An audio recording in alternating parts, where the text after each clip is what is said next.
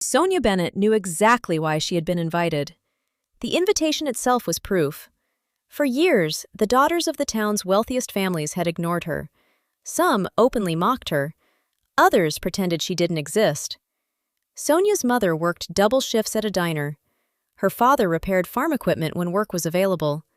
Money was always tight. Designer clothes weren't an option. Neither were expensive vacations or country club memberships. Yet suddenly, Sonia had been invited to the prestigious Spring Cotillion. The event was reserved for the town's elite families. Everyone knew she didn't belong. At least, according to them. Her mother looked worried when the invitation arrived. "You don't have to go." Sonia studied the elegant gold lettering. "Oh, I'm going." Her mother smiled. "Why?" Sonia folded the invitation carefully. "Because they're expecting me to be embarrassed." The problem was the dress. Most of the girls attending would spend thousands of dollars on custom gowns. Sonia had exactly $287 saved from her part-time job at the local bookstore. Buying a dress wasn't possible.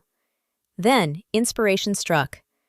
Every Saturday afternoon, Sonia watched old movies, especially films from the 1940s. She loved the elegance, the glamour, the timeless beauty. One evening, she found it. A black-and-white film starring a famous actress descending a grand staircase in the most beautiful gown Sonia had ever seen.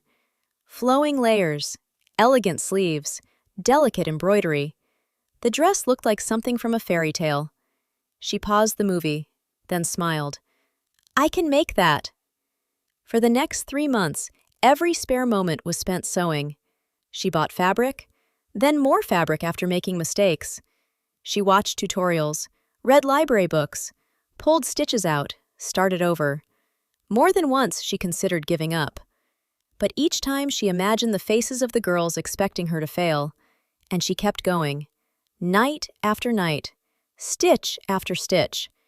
The evening of the cotillion finally arrived. The town's grand ballroom sparkled with crystal chandeliers. Luxury cars lined the entrance. Guests arrived in gowns and tuxedos. Inside, several girls were already whispering. "Did she actually come? I heard she's wearing something from a thrift store." This is going to be hilarious. Then the ballroom doors opened, and the room went silent. Sonia stepped inside.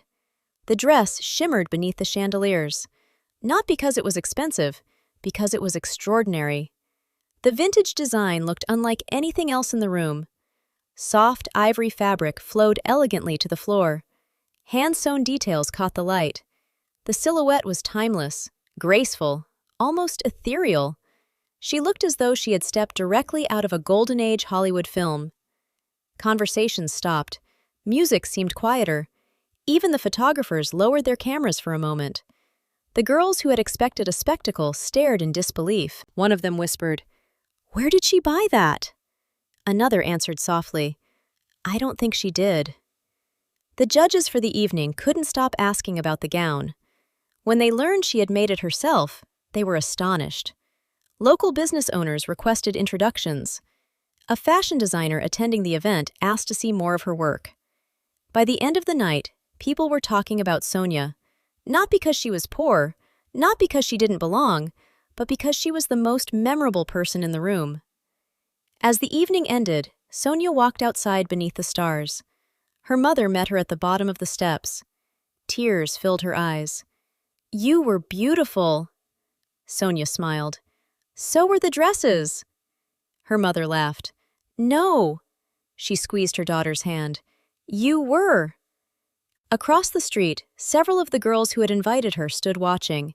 Their plan had failed spectacularly. They had hoped to humiliate her.